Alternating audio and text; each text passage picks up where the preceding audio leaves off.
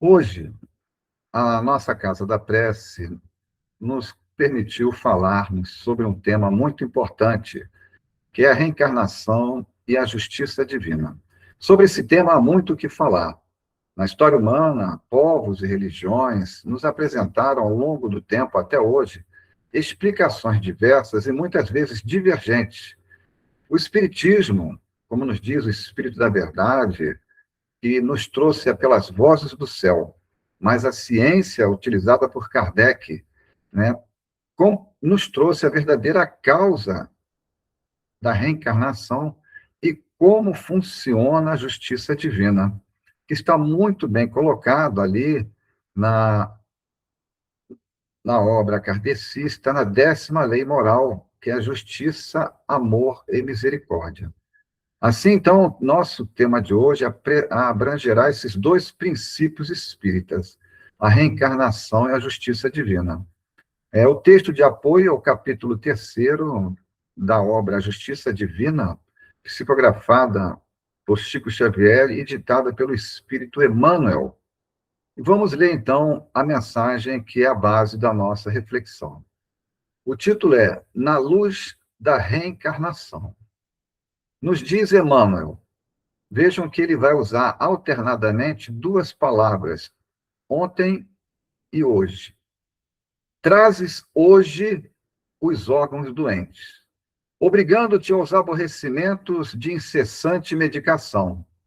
Esses órgãos, porém, se fizeram assim por suportarem ontem os teus próprios abusos nos venenos da mesa. Trazes hoje o corpo mutilado, obrigando-te a movimentar-se com sacrifício. Tens, no entanto, o corpo desse modo por lhe haveres gasto ontem esse ou aquele recurso em corridas à delinquência. Trazes hoje o cérebro com deficiência, dificultando-te as expressões. Mas isso acontece porque ontem mergulhavas a própria cabeça em clima de trevas. Trazes hoje a carência material por sentinela de cada dia. Contudo, ontem atolavas o coração no supérfluo, articulado com o pranto dos infelizes. Trazes hoje, na própria casa, a presença de certos familiares que te acompanham à feição de inimigos. Entretanto, são eles, credores de ontem, que surgem no tempo pedindo contas. E ele finaliza: todos somos capazes de fazer o melhor, porquanto pelas tentações e provas de hoje, podemos avaliar o ponto de trabalho em que a vida nos impele a sanar os erros do passado, clareando o futuro. A frase final dele é muito forte e diz assim: perfeição é a meta, reencarnação é o caminho, e toda falha na direção de obra perfeita exige naturalmente corrigenda e recomeço. Então, esta é uma abordagem sobre o sofrimento, como nós falamos, que desde a mais remota antiguidade é a grande dúvida do homem, principalmente com o advento do cristianismo, com a mensagem de Jesus, ainda fortaleceu a dúvida de muita gente, porque acreditar que Deus é o Criador do universo, essa obra maravilhosa que funciona perfeitamente, é uma questão que é até fácil para as pessoas aceitarem. Agora, muitos têm a dificuldade de aceitar que um Deus perfeito, soberanamente justo e bom, permite que exista sofrimento, e muitas vezes em níveis muito duros, muito fortes, muito cruéis. Essa falta de compreensão leva muitas pessoas a não abraçarem a crença em Deus. E tem mais uma situação que até é mais perigosa e, infelizmente, acontece bastante, tanto no mundo físico, e quem participa de reuniões mediúnicas observa que muitos que desencarnaram carregam essa dor para o plano espiritual. Ou seja, muita gente frequenta uma religião, seja ela qual for, principalmente as cristãs, como se estivesse fazendo um pacto com Deus. Eu estou vindo, fazendo tudo o que tem que fazer, mas por que que isso aconteceu comigo? Por que que meu filho morreu? Por que que fulano morreu? Por que que eu fiquei com tal doença? Por que que eu perdi todas as minhas economias? Eu fiquei na miséria de uma hora para outra. Eu não frequentei as igrejas, não fiz o bem, não fiz a caridade. Por que que isso está acontecendo comigo? E muita gente é levada a um trauma com isso. Mas é uma falta de entendimento, porque quem frequenta uma religião, ele não pode só assistir uma palestra, ele não pode só assistir uma missa, ele não pode só assistir um curso, um culto. Ele tem que estudar, né? Porque o, o conhecimento faz parte da educação do indivíduo. A educação procura promover o aprendizado. Mas para que o aprendizado ocorra, o conhecimento tem que transformar a pessoa. O conhecimento tem que transformar a pessoa. A pessoa tem que aplicar, viver o conhecimento e não apenas lê-lo, decorá-lo, ter notícias. Ou seja, eu tenho que me aprofundar. Sobre essa parte ainda do sofrimento, Jesus, em uma de suas bem-aventuranças, ele declara: bem-aventurados os que choram, porque serão consolados. Isso parece contraditório. Como alguém aflito pode ser bem-aventurado? Como alguém que sofre pode ser bem-aventurado? É isso que nós vamos explicar, refletir nesse nosso encontro. Esse tema, hoje nós vamos falar apenas uma camada, ele é muito extenso, tem que se estudar muito, há muitas derivações, há muitos detalhes a serem estudados. Então, o meu objetivo hoje é promover, com sorte, a curiosidade, para que todos possam se aprofundar, como eu acabei de dizer, em que o conhecimento possa promover a mudança, a transformação, principalmente para aqueles que passam por grandes dores. Tem que aprofundar para buscar o consolo, né? Muito bem. Então, como entender esses sofrimentos aparentemente inexplicáveis, como doenças incuráveis, mortes prematuras, uma deficiência intelectual, uma pobreza extrema, tragédias inevitáveis? Aqui está um dos maiores pontos filosóficos do Espiritismo. Qual seja, sem a crença na imortalidade e a crença na reencarnação, ou seja, na pluralidade das existências, essas situações e muitas outras parecem incompatíveis com o amor de Deus. Não é verdade? Então, o Espiritismo, ele explica, como base dessa compreensão, para estas e muitas outras dificuldades, que a vida corporal não é o fim da existência, porque há continuidade da vida após a morte. E no caso do sofrimento, no caso da dor, ela possui uma finalidade espiritual para o espírito imortal. Sem a imortalidade e a reencarnação, essa promessa de Jesus, dos bem-aventurados dos que choram porque serão consolados, seria injustificável. Então, o Espiritismo, ele conclui: para todo efeito há uma causa. Se esta causa não se encontra na vida atual, a causa tem que estar numa vida anterior a esta. Porque se não for assim, nenhum sofrimento, nenhuma dor tem sentido. E somente então, na vida futura, como nos disse Jesus, poderão efetivar-se as compensações que Jesus promete. Porque Hoje eu colho o que eu plantei.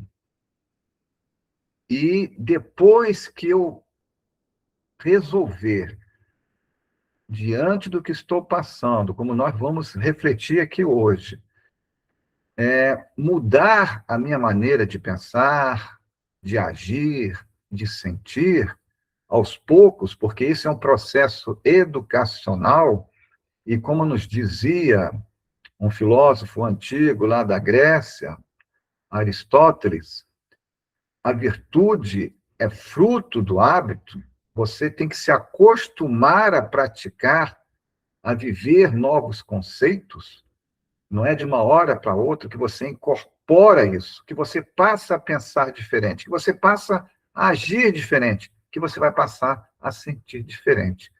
Esse é um processo em que o Espiritismo vem, os Espíritos vêm nos dizer que é um processo de autoeducação. Tem a mediação, como assim? O palestrante, o curso que você faz numa casa espírita, eles são mediadores para você compreender melhor com pessoas mais experientes, né? A entender coisas que você talvez tenha dificuldade de estudar sozinho. Mas cabe a você, então, promover a sua evolução. Ninguém poderá fazer isso por nós. Deus nos ajuda muito. Há um incontável número de espíritos também que nos acompanham. O espírito Cairbar Schutel, ele nos fala em uma de suas obras sobre. Ele é o governador espiritual da colônia Alvorada Nova, que, segundo André Luiz, fala que Alvorada Nova é uma colônia que, em nível de espiritualidade, é superior a nosso lar, vejam só. Então, Cairbar Schutel diz que cada um que está encarnado está associado a uma colônia espiritual. E a nossa encarnação é monitorada, porque nada é feito para que nós tenhamos insucesso nessa existência. Nós seremos acompanhados, inspirados, auxiliados, mas temos o livre-arbítrio. Essa é uma lei que não pode ser deixada de cumprir no universo, porque cada um tem que conquistar as coisas, a sua evolução, pelo seu mérito, pelo seu esforço, pela sua vontade, pela sua responsabilidade. Então, sem reencarnação, como nós estamos falando, o sofrimento, o entendimento, nós podemos até compreender com a doutrina espírita, como nós estamos estudando hoje também, a causa do sofrimento. Mas há uma diferença muito grande entre compreender e aceitar.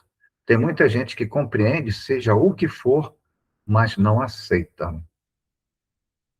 A compreensão deve levar à aceitação. A aceitação vai depender de você, como eu falei, modificar, aprender. Há determinados sofrimentos que nós não vamos esquecer. Não há como esquecer determinados sofrimentos, determinados traumas. Mas nós temos que aprender a sublimar a lembrança, a fazer com que a nossa lembrança daquele episódio, associado pelo que nós estamos aprendendo, diminua o nosso sofrimento em aceitar que, olha, eu sei, é dolorido, eu tenho saudade do meu filho que morreu, é uma dor que não vai passar nunca. Mas, pelo que o Espiritismo me diz, ele deve estar num lugar melhor, está indo bem, e um dia nós iremos nos encontrar. Aquela dor vai diminuindo, né? Com o tempo vai diminuindo. E você não é só pensar, você tem que continuar a sua leitura, a estudar sobre o assunto, a frequentar palestras sobre o assunto e refletir sobre o assunto, como nós falamos, né? Refletir é uma coisa que o mundo atual pouco faz, as pessoas não querem fazer tempo para parar e refletir, né? Não querem fazer o tempo, mas tem que fazer. Voltando, então, à linha de raciocínio, Sem a reencarnação, relembrando o que eu falei, Deus seria parcial, indiferente ou injusto. Uma outra coisa importante que foi dita, que está no capítulo 5 do Evangelho segundo o Espiritismo, quem quiser estudar bastante, é o capítulo mais longo do Evangelho, porque trata de um tema importante, né? Bem-aventurados os aflitos. Então, ali vai constar o que nós já falamos aqui, que as causas dos sofrimentos, das aflições, são de dois tipos. As que tiveram origem nesta vida, chamadas de causas atuais, e as que tiveram origem em vidas passadas, causas anteriores do sofrimento. Essa distinção é essencial para que nós possamos compreender o sofrimento, né? Muitas vezes a gente vê uma pessoa de bem, conhecida nossa, da nossa família, ou nós mesmos. Por que eu estou passando por isso? Não fiz nada de mal.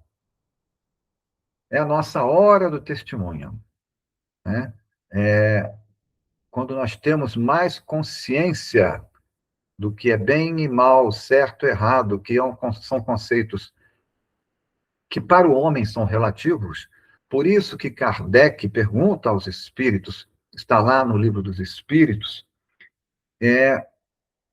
o que é o bem, o que é o mal. E os espíritos respondem: o bem é tudo aquilo que se aproxima das leis de Deus, e o mal é tudo que se afasta. Então, quando nós buscarmos cumprir as leis de Deus, que é a lei de amor, de caridade, solidariedade, né, fazer ao próximo o que nós gostaríamos que nos fizessem, no sentido do bem, e também evoluirmos espiritualmente, estudarmos, conhecermos, como também nos disse Jesus, conhecereis a verdade e ela vos libertará. E aí também traz uma nova reflexão filosófica. A verdade para nos libertará, quando você conhecê-la, como nós estamos conhecendo com o Espiritismo, ela nos leva a uma mudança. Quem procura seguir Jesus, ele se obriga a mudar, de alguma forma, naquilo que nós falamos: pensar, agir e sentir. Não seremos mais os mesmos. Não há como. Aí começa uma nova e difícil etapa, que é nós desconstruirmos muitas coisas que nós acreditávamos e passarmos a viver outras. Mas voltando ao capítulo 5º. Então, no capítulo 5º do Evangelho segundo o Espiritismo, Bem-aventurados aflitos, o Espiritismo enfrenta diretamente o sofrimento humano, a dor moral, a injustiça da vida, a perda de entes queridos, a morte, o suicídio, as questões do tipo: por que os bons sofrem e os maus prosperam? Por que uns nascem na miséria e outros na opulência? Por que as crianças sofrem? Porque existem doenças congênitas e incuráveis também. Porque existem desigualdades tão profundas. E ele nos fala também da resignação e explica o sentido espiritual das provas e do sofrimento. Então, a bem da verdade, esse capítulo 5º, ele procura responder a uma das questões mais antigas da humanidade: por que existe o sofrimento? E toda a obra espírita de Kardec, Emmanuel, de Chico Xavier, de Divaldo Franco, Manuel Filomeno de Miranda, Joana de Ângeles, nos complementam a aprendermos como enfrentar o sofrimento, como lidar com a dor. Mas a resposta espírita mais profunda e sintética à causa do sofrimento não é mais nem menos do que a seguinte: o sofrimento não é castigo de Deus, é consequência, é um processo de educação, é uma terapia, é um tratamento para o corpo, para o perispírito e para o espírito. E é um tratamento psicológico, emocional. E ainda uma oportunidade de evolução, sempre, para que também aprendamos a conhecer, a desenvolver nosso intelecto também. Então, o porquê do sofrimento, né, no capítulo 5º e nas outras obras espíritas a que eu me referi, ele vai falar sobre a lei de causa e efeito. Então, mostrando, como nós acabamos de dizer, que o sofrimento não é uma fatalidade, não é uma punição mecânica, é consequência de uma responsabilidade espiritual contínua e de nosso autoaprimoramento evolucional para assumirmos as consequências das nossas ações e nossas omissões. Assim, quem abusou do poder pode renascer, pode, na humilhação. Quem foi cruel pode experimentar a dureza. Quem feriu pode aprender pela dor. Por que pode? Porque vai depender, cada caso é um caso, há princípios gerais, mas lembre-se que eu falei da 10ª lei moral: justiça, amor e misericórdia. A cruz, como diz o ditado popular, que cada um carrega, é proporcional ao peso que cada um pode carregar. E como eu também falei, a nossa existência é planejada para que nós tenhamos sucesso e não que nós fracassemos. Então, tudo aquilo que nós suportarmos, por mais duro e difícil que seja, nós podemos fazê-lo. E ainda mais, quanto mais difícil, mais ajuda teremos. Não duvidem disso. Não duvidem disso. Então, tudo que nós passarmos sempre visa a reparação, o crescimento e o aprendizado. Não existe uma justiça de Deus do olho por olho, dente por dente. Então, o Espiritismo nos traz como uma resposta ao sofrimento o que nós falamos também, que para muitos tem dificuldade de compreender se não estudar. O sofrimento como educação do espírito, para que ele se modifique. Por isso que eu disse que esse tema é extenso. Hoje estamos aqui tentando estimular o aprofundamento do estudo por parte de quem está ouvindo. Então, como o capítulo 5º, voltando novamente, frisando para que fique fixado, ele afirma que os sofrimentos que decorrem dos erros e transgressões das leis de Deus são, para nós, uma advertência, uma chamada para corrigirmos-nos no nosso pensar, no nosso agir, no nosso sentir, para que nós nos voltemos para a finalidade para a qual Deus nos criou, sermos relativamente perfeitos, porque absolutamente perfeito só Deus é e o será. Mas para que nós evoluamos, nós temos que evoluir e, para isso, à medida que nós evoluímos, uma das coisas que mais nós temos que desenvolver é a nossa consciência. Então, uma maneira que o Evangelho nos fala para sabermos se nós estamos evoluindo é um parâmetro. Você fez algo que se arrepende e no final do dia, hoje, a tua consciência te cobra. Amanhã você vai pedir desculpas a alguém. Puxa, mas eu sou imperfeito. Por que eu fiz isso? Porque você é imperfeito. Nós evoluímos pedagogicamente. Nesta atual existência, como nos dizem os espíritos, estamos melhores que na existência passada. Mas a evolução, também como eu falei, lembrei Aristóteles, a virtude é fruto do hábito. Nós temos que viver novos princípios. Vamos errar, vamos acertar, até que esse princípio, essa virtude se torne patrimônio nosso. Tá? Alguém que é tentado a viver num ambiente de corrupção e não se corrompe, ele já aprendeu esta lição. Ele já aprendeu em vidas passadas a ser honesto, e isso é uma bagagem que ele está trazendo e aprimorando nesta existência.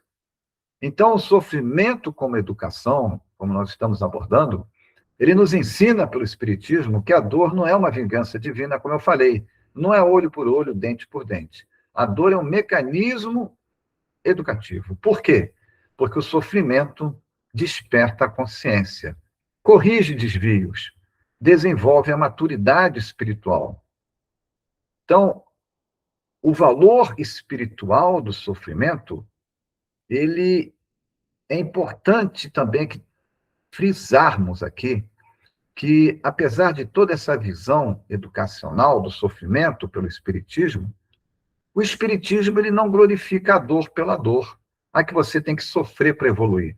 Não é bem assim. Ele não ensina masoquismo espiritual, porque o valor do sofrimento vai depender da forma como ele é vivido. O valor do sofrimento depende da forma como ele é vivido. O Espiritismo não ensina a procurar o sofrimento, não ensina a destruir o corpo, não ensina a você castigar, mortificar-se, passar necessidades inúteis, achando que isso vai fazer você evoluir. O verdadeiro e grande sacrifício, segundo os espíritos, é vencer o orgulho, suportar humilhações, dominar o egoísmo e superar a vaidade, dentre outras coisas. Daí a famosa expressão que tem nesse capítulo 5º, bem e mal sofrer. Sofrer bem significa sem revolta que nos destrói, sem ódio, sem desespero. Temos que transformar a dor em crescimento. Que coisa difícil. Que coisa difícil você entender que aquele sofrimento, você tem que sair ou conviver com o sofrimento de uma maneira equilibrada e ter a certeza da alma que aquilo vai te melhorar. Como é difícil. Você pode compreender, como eu falei, mas aceitar é outra etapa.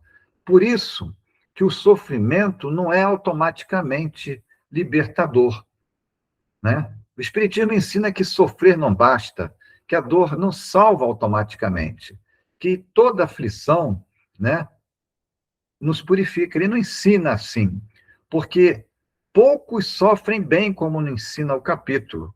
Essa frase é extraordinária. Ela significa que o sofrimento pode ser desperdiçado. A prova que você passa, você pode fracassar nela. A dor pode endurecer o espírito em vez de elevá-lo. Então, o sofrimento por si só não santifica ninguém. Essa é uma das diferenças mais profundas entre o espiritismo e as visões fatalistas que existem em outras religiões, crenças ou concepções filosóficas, que transforma a dor em penitência de evolução. Kardec e os espíritos ensinam que duas pessoas podem sofrer a mesma prova, mas espiritualmente produzirem resultados completamente diferentes. O que transforma a dor não é a dor em si, é a resposta, a forma de enfrentamento que o espírito vai ter que desenvolver diante do sofrimento. Porque conforme a forma de enfrentamento de nós, diante da dor, ela pode nos destruir, ela pode nos endurecer e pode nos revoltar.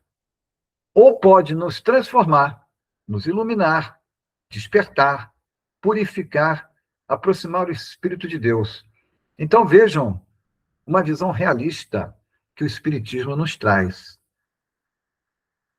Essa é a encruzilhada moral do espírito. A escolha moral diante da dor, quer dizer, a maneira que você tem que enfrentar a dor, é o verdadeiro campo da evolução espiritual.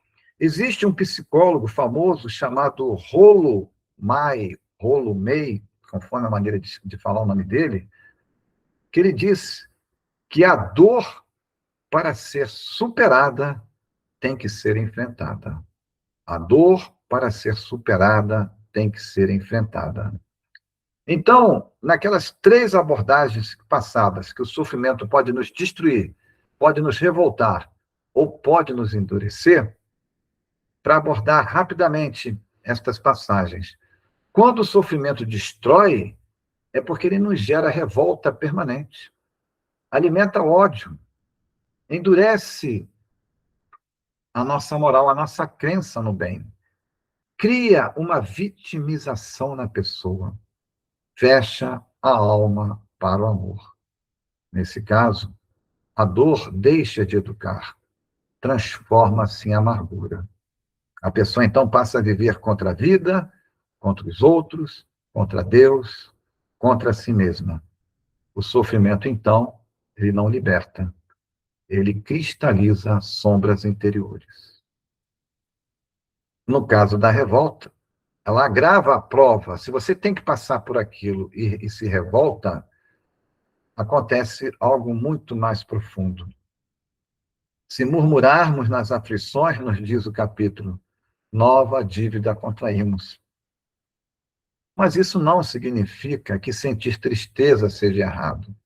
O Espiritismo não condena lágrimas, angústia, sofrimento emocional. Nada disso, porque isso é normal em nós. O problema é transformar a dor em recusa permanente à crença em Deus. A revolta continua. Ela fecha você para o aprendizado, impede o teu amadurecimento, prolonga aquela dor que não passa, por você se revoltar.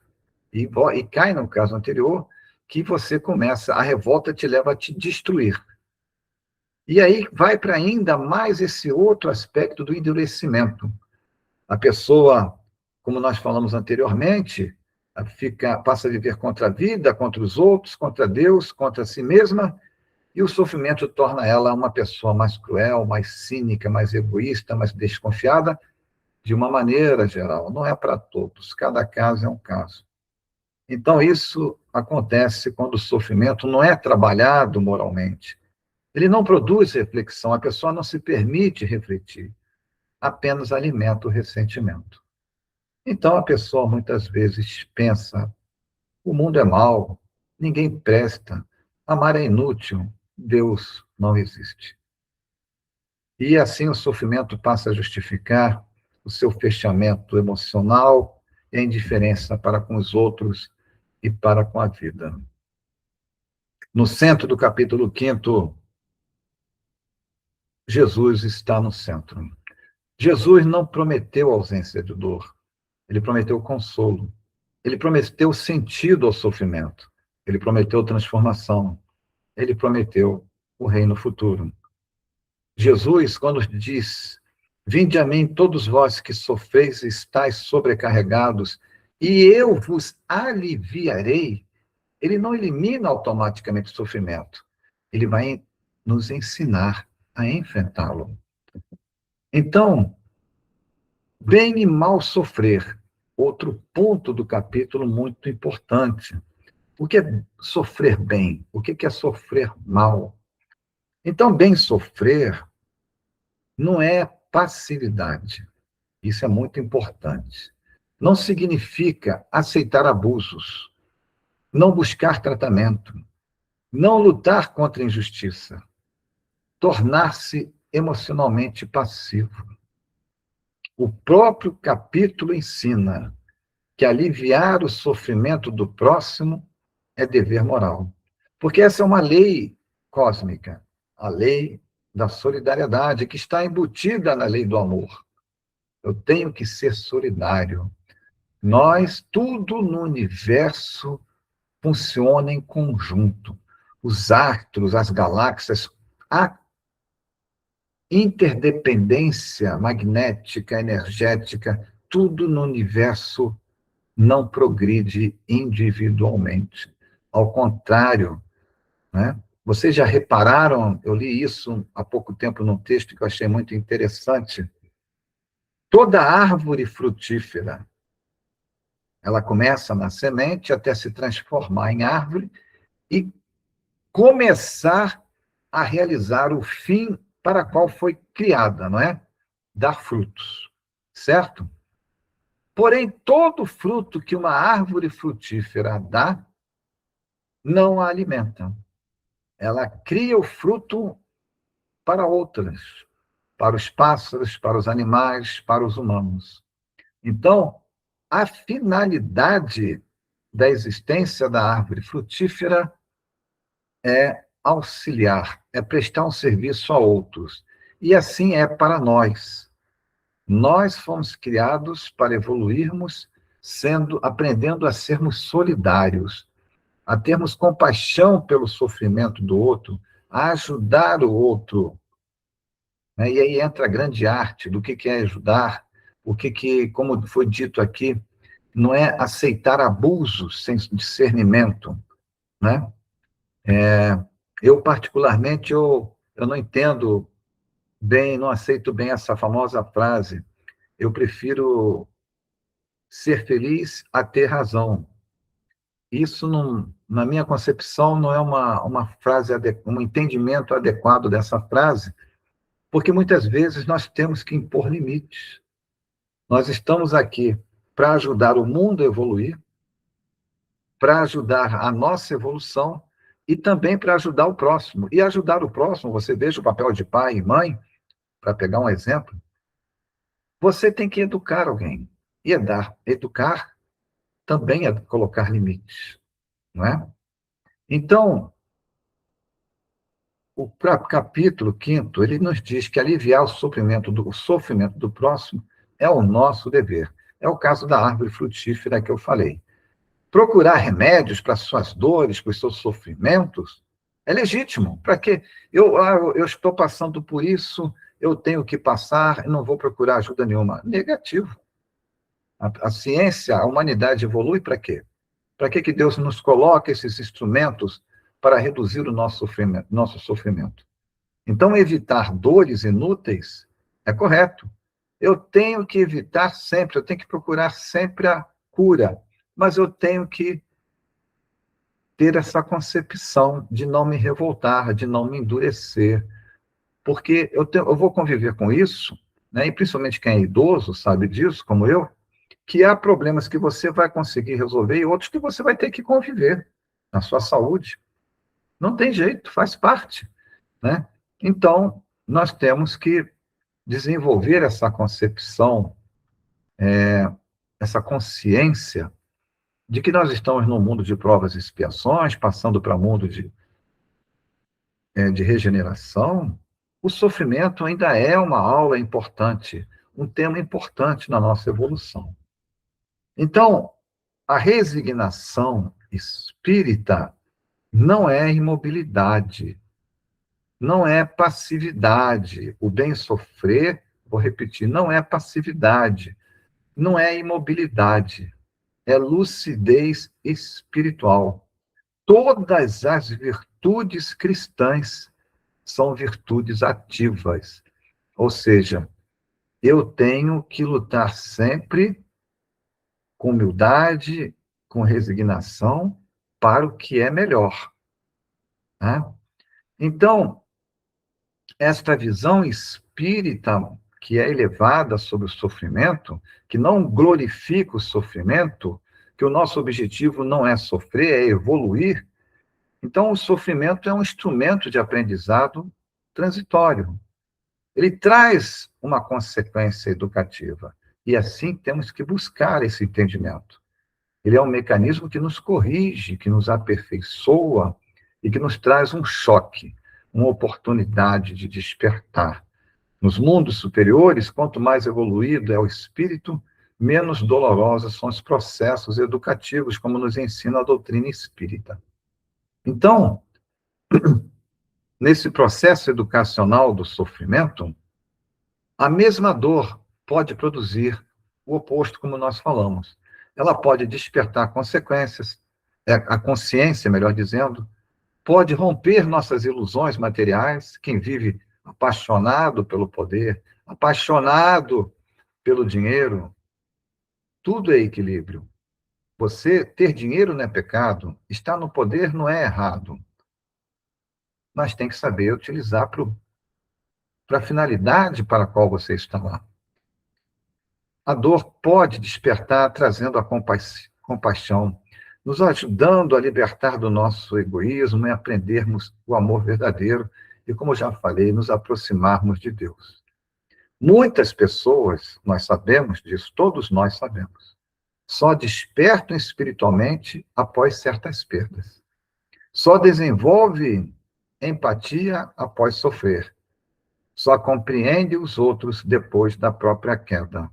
A dor, portanto, pode destruir entendimentos errôneos. A resignação, portanto, que nós falamos ainda há pouco, é um ponto delicado do capítulo 5º. Como eu vou reforçar isso agora. Ela não é passividade, não é conformismo, não é uma submissão cega perante a vida. É compreensão espiritual da vida. Quantos de nós já não conhecemos pessoas que passam por sofrimentos complicadíssimos e são exemplos de fé, né? São espíritos que já aprenderam em outras existências. Estão dando seu testemunho aqui para nos ensinar. Às vezes não tem nem instrução, não tem nem estudo, não tem nem conhecimento, porque não precisa. São espíritos que pediram esse tipo de existência para desenvolver a humildade ou ajudar alguém que está na família, que está mais atrasado. Então, Kardec compara o sofrimento a uma dívida que está sendo paga. Assim, quando a revolta agrava a dívida, mas a aceitação consciente transforma. Então, o Espiritismo, como nós estamos falando, ele nos traz essa visão espírita do tempo. A vida terrena é breve, é transitória, mas é educativa. Quem vê apenas a vida atual se desespera diante do sofrimento. Quem vê a imortalidade e a reencarnação compreende o sentido do que passa. Então, é necessário ainda diferenciarmos a lembrança de dois conceitos que o capítulo também aborda: expiação e provação. A prova ou aprovação é uma experiência para o nosso crescimento espiritual, para a gente passar de ano, porque tudo é dificuldade nesta vida, né? Então, eu costumo dizer, você resolveu fazer uma trilha na floresta amazônica. Então, a floresta amazônica, ela é inóspita, ela tem água, ela tem bicho, ela é difícil de você achar alimento. Então, tudo isso é prova. A expiação seria você atravessar a floresta, fazer a trilha sem uma perna. Então, a expiação é uma consequência de faltas passadas, que muitas vezes até o próprio espírito pede, se ele já está no nível de consciência mais elevado.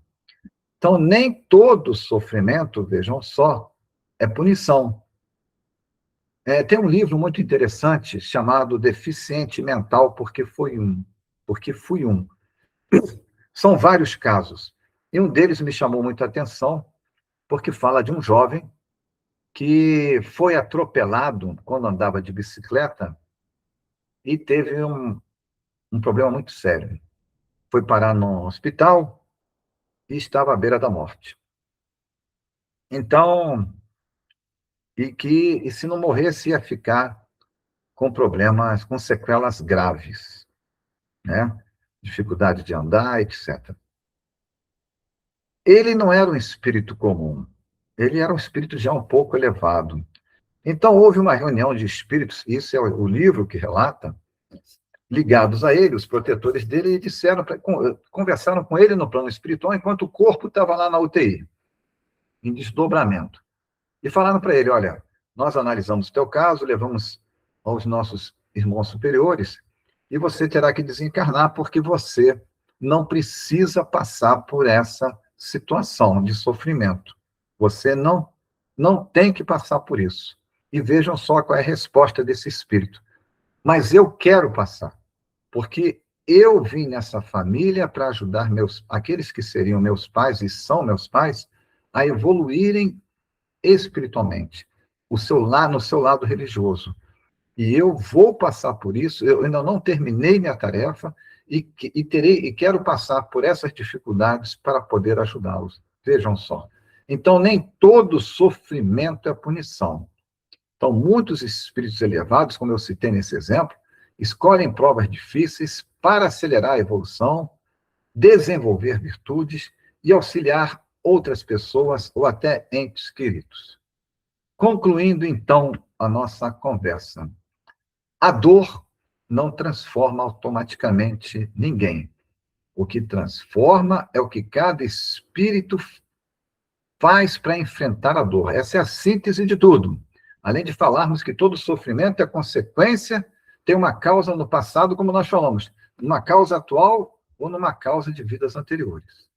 E que a nossa atitude diante do sofrimento pode retardar o nosso progresso ou nos adiantarmos. Então, a teologia da esperança, que a doutrina nos traz, que o capítulo inteiro nos conduz a essa conclusão, que ninguém sofre inutilmente. A dor passa, a dor educa, purifica, desperta, amadurece. E, acima de tudo, Deus nunca abandona ninguém. Finalizo com a frase final da mensagem de Emmanuel, da mensagem na luz da reencarnação. Perfeição, para todos nós, é a meta. Reencarnação é o caminho. E toda falha na direção de obra perfeita exige, naturalmente, a correção e recomeço. Como eu também falei, é só uma camada desse estudo complexo, extenso, sobre o que é o sofrimento. Era o que nós tínhamos que deixar passar para vocês refletirem, na esperança de os motivarem a um estudo mínimo que seja nesse capítulo 5º do Evangelho segundo o Espiritismo. Obrigado